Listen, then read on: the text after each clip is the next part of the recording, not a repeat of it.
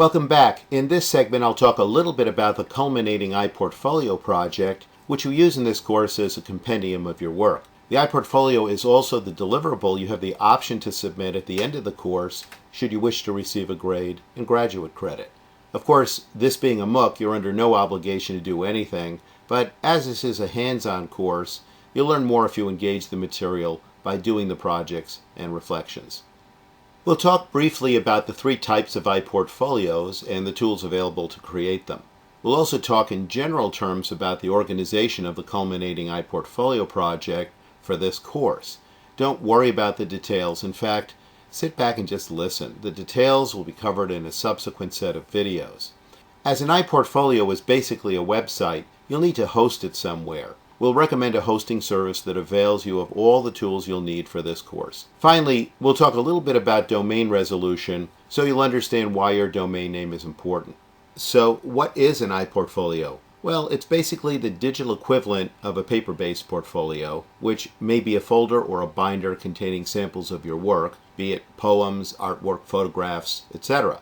There are actually three types of portfolios. A developmental portfolio is basically a formative assessment tool that teachers can use to evaluate and shape a student's work. The word formative implies that students are allowed to make mistakes, as nothing in the collection is intended for public viewing. The second type is called a reflective portfolio. Like the Diary of Anne Frank, it's for the student's eyes only. In fact, I'm sure Anne Frank would be plotzing if she knew her father had published excerpts of her writings. The basic idea here is that writing is an elaborative exercise, and that simply putting your thoughts out there on paper or in graphical form can give you perspective and deepen your self-understanding. We'll be doing a representational portfolio for this course, which is public and intended to show off your best work. Representational portfolios are familiar to you if you have any art major friends who insist on showing you their etchings. A representational portfolio is, of course, a form of summative assessment. The I prefix in iPortfolio is, of course, intended to indicate that the representational portfolio you'll be doing is intended for dissemination over the internet. Doing a portfolio is a quintessential constructivist activity, as we learn by doing. In constructionist pedagogy, we not only learn by doing, we cherish the outcome as an outcome of the process.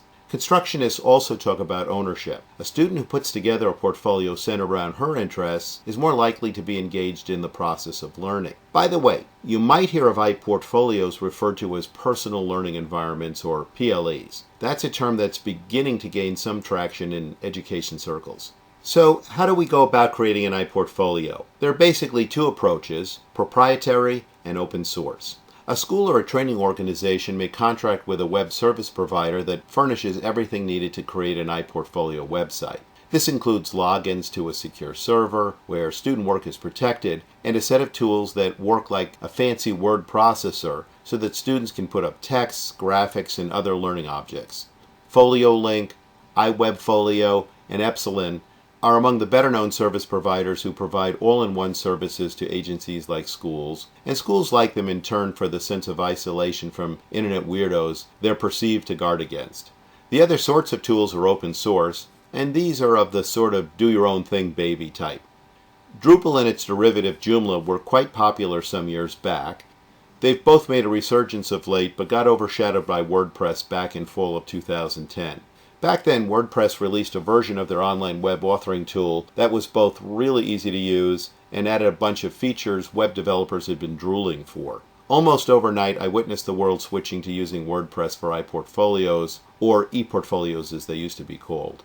WordPress continues its world domination, and we'll be using it in this course for that reason. One transfer effect of using WordPress is that the skill sets you'll learn for implementing your site are highly sought after in industry and schools. You'll be able to wear two hats, one to teach and another to maintain your organization's web presence. Here's a quick outline of the iPortfolio project. We'll create this by the book in Unit 3, but of course you'll be free to mod it to suit your taste. Let me also mention that things like your resume and photo can be embedded in the portfolio but protected from public view. It's common for students to password protect pages of their sites so that only prospective employers can view their contents. Recently, one creative student mailed out cover letters referencing her portfolio using the password Hire Me for anyone granted access to the site. You'll have a welcome page with your photo and a general description of the site. The About Me page covers your particulars, which you have the option to hide. The Resources page features websites of interest to you or commonly referenced in your teaching. The Courses page features all of the deliverables for this course. Of course, you can add to it with deliverables from other courses you may wish to show off. The blog page is actually a link to an external blog we'll set up.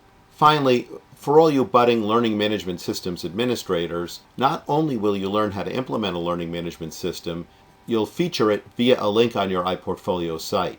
This is another transferable skill from the course that'll increase your marketability. After all, how many K-12 teachers do you know who can put on a propeller cap and manage the LMS for their school? For this course, we've worked out a deal with Web Hosting Buzz, one of the better and more affordable web hosting services in the hosting market space. There isn't a textbook requirement for this course, so we can justify having you spend a little money on this for the learning objectives of the course. For the money, I haven't found a better company out there, so they have my unpaid endorsement. If you are considering another service, make sure they bundle in free domain registration, offer cPanel support with Softaculous, and both WordPress and Moodle installers. Let me know if you come up with a better deal. For future reference, the company's link for students in this course is webhostingbuzz.com/learnhosting.php. We'll actually go through the logistics of contracting web services later in this unit. You'll have access to a how-to video on that. In case you're not aware, every computer on the internet has a unique number assigned to it called an Internet Protocol or IP address. It's kind of like the unique phone number assigned to your cell phone and no one else's.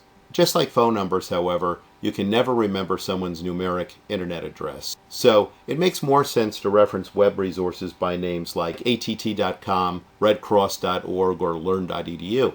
So basically, Web Hosting Buzz will assign you a unique IP number and associate a name of your choosing with it so people can find your iPortfolio on the internet. What's important for you to consider at this time is whether you want to use your personal name or a corporate name for your site. The general thinking on this is that for personal presence, it's best to use your own name. So if Susie Q is applying for a job, it'll be easier for the employer to remember susieq.com.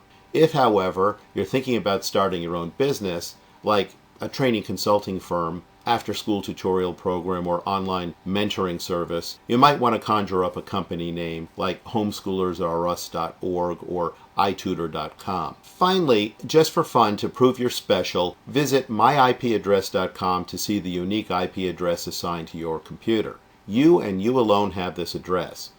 That's how web servers know how to find your computer on the internet to deliver web content to your very screen.